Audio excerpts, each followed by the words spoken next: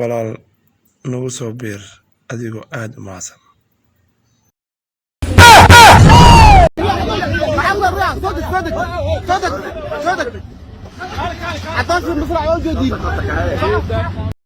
Warahmatullahi wabarakatuh. Soo dhawaada.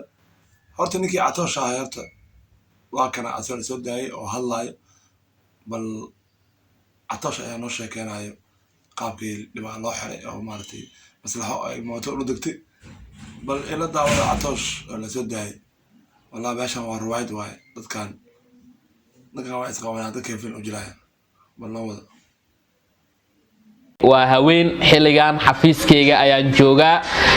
dhammaan taageerayaasheeda ayaa rabaa inaan halkan kala hadlo isla markaana aan u sheego in aan aniga caafimaad qabo in aniga wax dhibaato aan qabin Soomaali hore waxay u tiri ninka ragga ah inta uu nool yahay dhibaato walba way soo maraysaa inta aan ka ahayn asaga oo foolana in la arko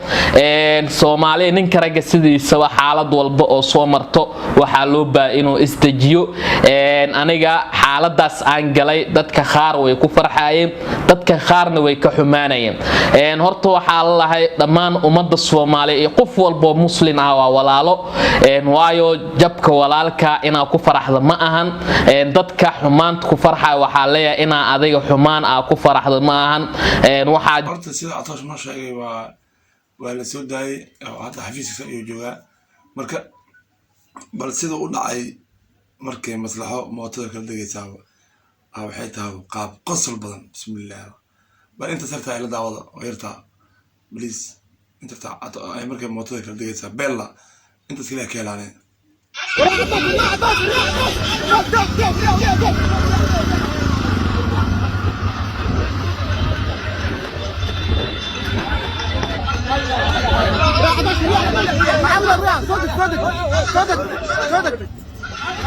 عطاش المزرعة وجودي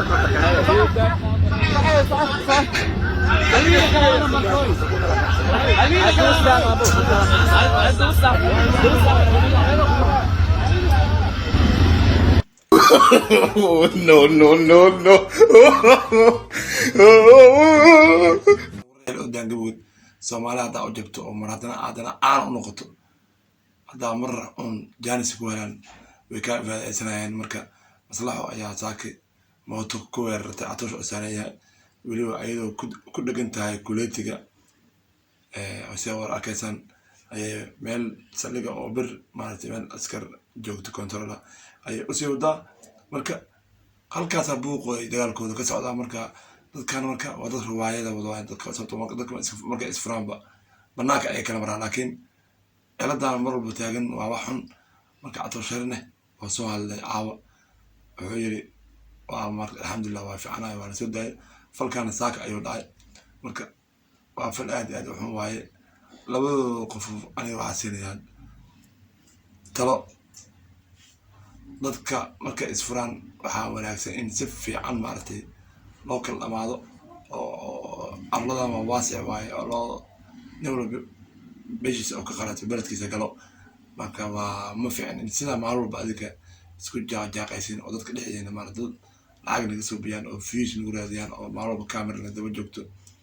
marka ma fiicno marka joogto waxay rajeenayaan maartay asxaabay qaar badan muuqaalka hala share gareeyo hal gaarsiiyo maslaxa iyo Catooshna caafimaad qaba la soo daayay dadka dhaawac xiran yahay Catoosh ma xirno waa la soo